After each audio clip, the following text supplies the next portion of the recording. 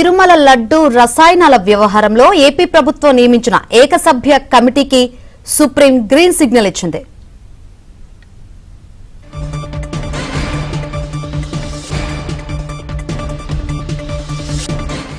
మరిన్ని వివరాలు అందించేందుకు మా ఢిల్లీ బ్యూరో చీఫ్ కృష్ణ సిద్ధంగా ఉన్నారు. కృష్ణ, ఏదైతే ఏపీ ప్రభుత్వం నియమించిందో ఐఏఎస్ సారథ్యంలో ఏకసభ్య కమిషన్ కు సుప్రీం గ్రీన్ సిగ్నల్ ఇచ్చినట్టు తెలుస్తుంది. ఏంటి మరి ఎప్పటి నుంచి విచారణ స్టార్ట్ చేసే అవకాశం ఉంది? సుప్రీంకోర్టు ఏం చెప్పింది? శంకరి, ఏపీ ప్రభుత్వం నియమించినటువంటి ఏకసభ్య కమిటీకి సుప్రీంకోర్టు గ్రీన్ సిగ్నల్ ఇచ్చింది. రిటైర్డ్ ఐఏఎస్ అధికారి దినేష్ కుమార్ నేతృత్వంలో ఏర్పాటు చేసినటువంటి ఏకసభ్య కమిటీ విచారణ కొనసాగించవచ్చని కూడా సుప్రీంకోర్టు స్పష్టం చేసింది. సిజేఐ జస్టిస్ సూర్యకాంత నేతృత్వంలోని ధర్మాసనం ఈ యొక్క విస్పష్టమైనటువంటి ఆదేశాలను జారీ చేసింది. ఏదైతే ఇది పరిపాలనకు సంబంధించినటువంటి ఆ అంశాలు, పరిపాలన సౌలభ్యం కోసం పరిపాలనా లోపాలు ఏవైతే ఉన్నాయో వాటన్నిటిని కూడా సరిదిద్దాలన్న ఉద్దేశంతో ఏర్పాటు చేసినటువంటి ఈ ఏకసభ్య కమిటీ తన విచారణను కంటిన్యూ చేయడంలో ఎటువంటి తప్పు లేదు, ఎటువంటి అడ్డంకి కూడా లేదు. ఎందుకంటే సిబిఐ, దీనికి సంబంధించి సిబిఐ నేతృత్వంలో ఏర్పాటు చేసినటువంటి ఈ యొక్క సిట్ ఎప్పటికే ఛార్జ్ షీట్ని దాఖలు చేసింది, అదనపు ఛార్జ్ షీట్ని కూడా దాఖలు చేసిన నేపథ్యంలో ఇక ఓవర్ ల్యాపింగ్ అన్నది ఇప్పుడు ఏకసభ్య కమిటీ ఏర్పాటు చేస్తున్నటువంటి ఆ యొక్క విచారణ, అదేవిధంగా సిట్ జరుపుతున్నటువంటి విచారణకు ఓవర్ ల్యాపింగ్ కాదు అన్నది కూడా అన్న విషయంలో మేము సంతృప్తి చెందుతున్నాం.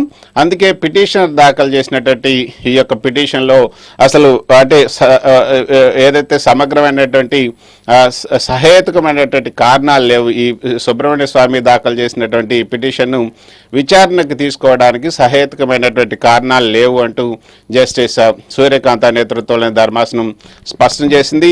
అయితే శంకరి, మనం చూడొచ్చు, తిరుమల కల్తీ లడ్డు వ్యవహారానికి సంబంధించి సిబిఐ ఛార్జ్ షీట్ కూడా దాఖలు చేసింది. ఆ ఛార్జ్ షీట్లో ఈ అసలు పాలు, నెయ్యి లేకుండానే రసాయనాలు ఉపయోగించి ఈ యొక్క నెయ్యిని తయారు చేశారు. ఈ నెయ్యిని తయారు చేయడంలో కొంతమంది అధికారుల పాత్ర కూడా ఉంది, కొంతమంది అధికారులు కూడా దీనికి సహకరించారు. దీనిపైన ఏపీ ప్రభుత్వం చర్యలు తీసుకోవాలంటూ కూడా ఏపీ ప్రభుత్వానికి సిఫార్సులు చేసింది. నిజానికి ఈ సిట్ ఇచ్చినటువంటి ఆదేశాలు, సిట్ ఇచ్చినటువంటి సిఫార్సుల మేరకే ఏపీ ప్రభుత్వం ఈ ఏకసభ్య కమిషన్ను జస్టిస్ మాజీ ఐఏఎస్ అధికారి దినేష్ కుమార్ నేతృత్వంలోని ఈ ఏకసభ్య కమిటీని ఏర్పాటు చేసింది. కేబినెట్లో ఆమోదించిన తర్వాత ఈ కమిటీని ఏర్పాటు చేసింది.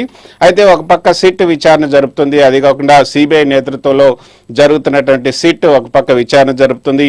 అది సుప్రీంకోర్టు ఆదేశాలతో ఈ సిట్ ఏర్పాటు చేశారు. ఆ సిట్ ఒక పక్క విచారణ జరుపుతున్నప్పుడు మళ్ళీ ఈ ఏకసభ్య కమిటీ ఏర్పాటు చేయడం అన్నది సిట్ విచారణ పైన ప్రభావం చూపే అవకాశం ఉంది. కాబట్టి ఇది మొత్తంగా కూడా సుప్రీంకోర్టు పర్యవేక్షణలోనే, సుప్రీంకోర్టు మానిటర్లోనే జరగాలని కూడా పిటిషనర్స్ ఈ నెల 11వ తేదీన సుప్రీంకోర్టుని ఆశ్రయించారు సుబ్రహ్మణ్య స్వామి.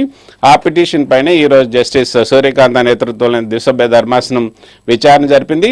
చాలా విస్పష్టంగా ఈ యొక్క ఏకసభ్య కమిటీ విచారణ అదేవిధంగా సిట్ విచారణ ఓవర్ ల్యాపింగ్ కాదు అన్న విషయాన్ని మేము నమ్ముతున్నాం. అంతేకాకుండా పరిపాలన పరంగా ఏదైతే ల్యాప్సెస్ ఉన్నాయో దానికి సంబంధించి ప్రభుత్వం చర్యలు తీసుకోవడంలో తప్పు లేదు. కాబట్టి ఈ యొక్క వ్యవహారం మొత్తం కల్తీ లడ్డుకు సంబంధించి ఎవరెవరు ఏ తప్పులు చేశారు, అధికారులు ఎటువంటి తప్పులకు పాల్పడ్డారు అన్నదాన్ని కనిపెట్టి వాళ్ళ మీద చర్యలు తీసుకోవడానికి ఖచ్చితంగా అవకాశం ఉంటుంది. కాబట్టి ఈ ఏకసభ్య కమిటీ విచారణ కొనసాగించవచ్చు అంటూ ఏకసభ్య కమిటీ నియమించడానికి సుప్రీంకోర్టు గ్రీన్ సిగ్నల్ ఇచ్చింది. సో అంటే ఇప్పటి వరకు అయితే మొన్న ఏకసభ్య కమిటీ నియమించిన తర్వాత తన పని తాను చేసుకుంటూ పోతుంది. సుప్రీంకోర్టులో పిటిషన్ దాఖలు చేసినప్పటికీ కూడా ఎటువంటి స్టే కానీ ఎటువంటి విచారణ కానీ జరగలేదు. కాబట్టి ఆ యొక్క విచారణ కొనసాగించుకోవచ్చు, ఇకపైన కూడా కొనసాగించుకోవచ్చు. సో సుప్రీంకోర్టు కూడా నో చెప్పడంతో ఇప్పుడు ఏకసభ్య కమిటీకి విచారణకు ఉన్నటువంటి అడ్డంకులన్నీ కూడా తొలగిపోయాయనే చెప్పొచ్చు. Right, thank you Krishna.